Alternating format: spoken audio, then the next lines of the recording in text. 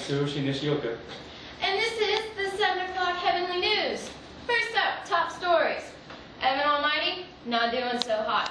As well, honest Dave, honest as ever. Anything else? Today we have an exclusive interview with Ruth Steiner and Ron Burgundy. Take it away, old Ronnie, old boy. Thanks, Nishi. Coming to you live from heaven, I'm here with Rudy Steiner, 14-year-old track star. Thanks for joining us in the studio, Rudy. Thanks for having me. You're welcome. Tell the audience, how do you like it up here? Oh, I really like it up here. Like, heaven is awesome. Yeah, I was running around the other day, and you guys will never guess who I saw. Who was it? Christopher Columbus. Yeah. That's pretty interesting. Yeah, I know. He was like amazed with like America and how they're doing now. I take it that he wasn't happy with what they did. Nah, it was 50-50, some parts, some parts. So, tell me, how are you enjoying the food? Oh, man, the food here is awesome. Heavenly, even. And the buffets. I take it they're big? Big enough for your appetite? Oh, they are big. Okay. So, while you were running, did you see anybody else? Yeah, I saw Adam and Eve, and it was disturbing.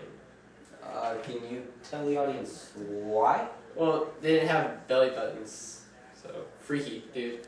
Hey, what are all the little yellow things that run around here? What do you mean, the little minions? It says it in the Bible. They were here. It said it. I'm pretty sure it was mansions, like Our Father has many mansions. Oh, no. That was a translation typo. We need to fix that. Mansions to minions.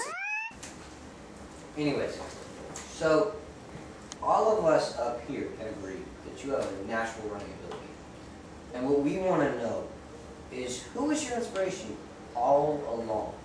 Well, Ron, when my family and I were watching the Olympics, we saw a guy named Jesse Owens, and he won his 4th gold medal, and that really inspired me to be great like him. So is that why you went out in the middle of the night and you painted your face with coal and ran around screaming you were a black man? Yeah, I kind of got from my dad's afterward. What do you mean by that?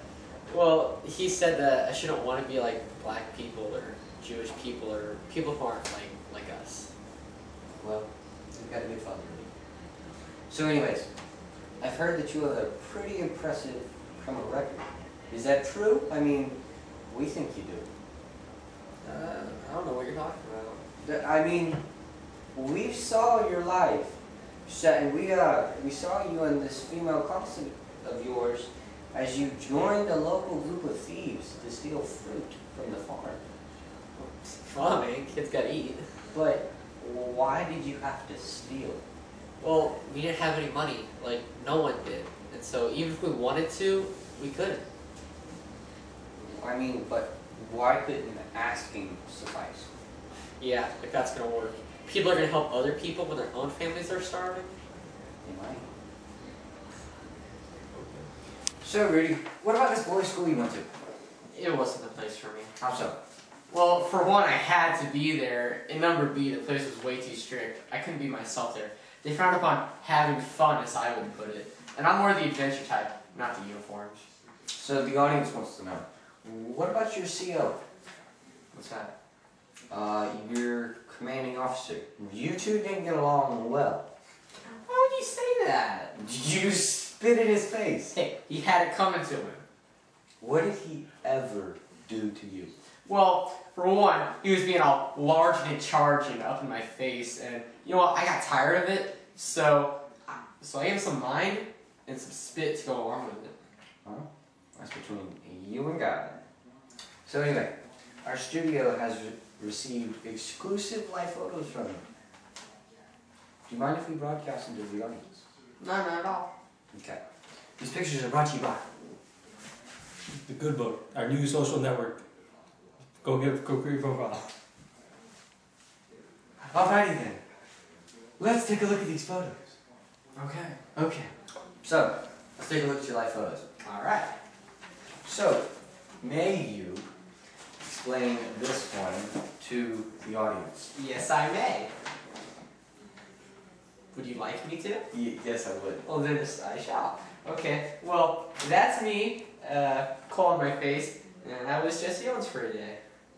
For a day? Yeah. Was the coal hard to get off?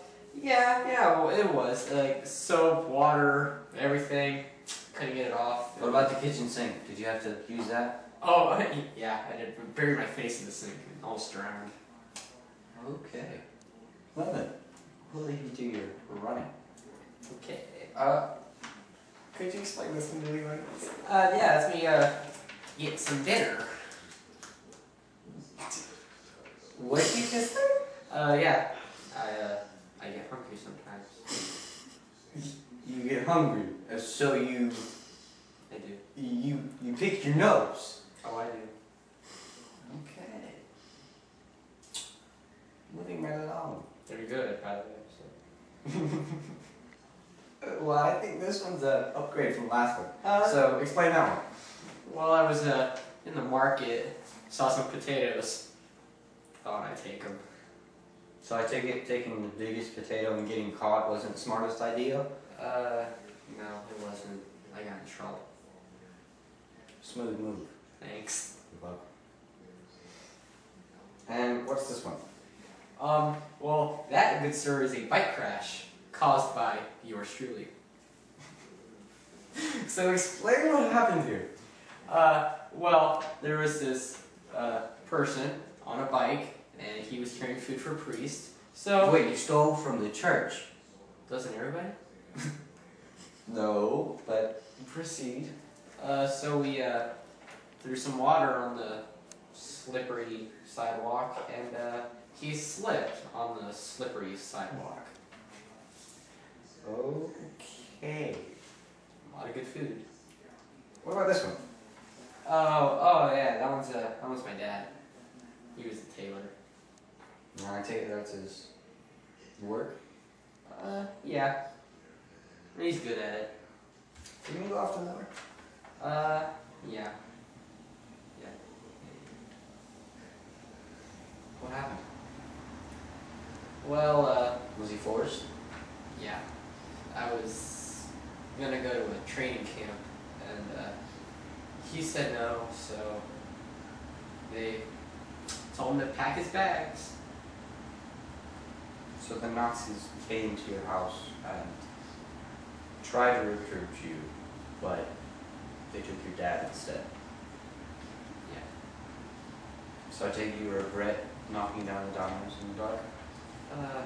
Yeah, I should have paid more attention. Do you regret not listening? Yeah, I do. It just changed everybody's life. So, knowing what you do now, would you have changed places with him? In a heartbeat. I didn't realize the whole scope of things, but now I do, and it wasn't good for anybody. I'm sorry. Okay. So, Rudy, do it all. The hunger, the heartbreak, and the bomb threats. How did you keep your sanity? Well, for the most part, it wasn't me. Like, I didn't do it. I was surrounded by Liesel. So she was your female accomplice. Indeed. So the truth comes out, folks. So I take it you had a thing for her too. If you want to go ahead and assume that. So the audience, as do I, want to know about her. So tell us, what was she like? Well, when she first moved in with the Hoovermans, she was like the prettiest girl I've ever seen. And she had a fist, and some people found that out the hard way. But she was like stubborn. She would have kissed me for anything. But, until I died, I guess she felt a little guilty about that. So I take it you don't mind if we present her to the world, do we? No, go ahead. Good. Oh, I'm sorry, folks. That was mine. Thank you very much. This is her, isn't it? That's your pretty woman. Yeah. She's a winner, dude. Isn't she? She doesn't have to be pretty, does she? Anyway, moving on. You obviously, loved this girl. She didn't seem to reciprocate those feelings, did she? That's gonna change. When she gets here, I'm gonna profess my love to her. Yeah, well, and profess you will.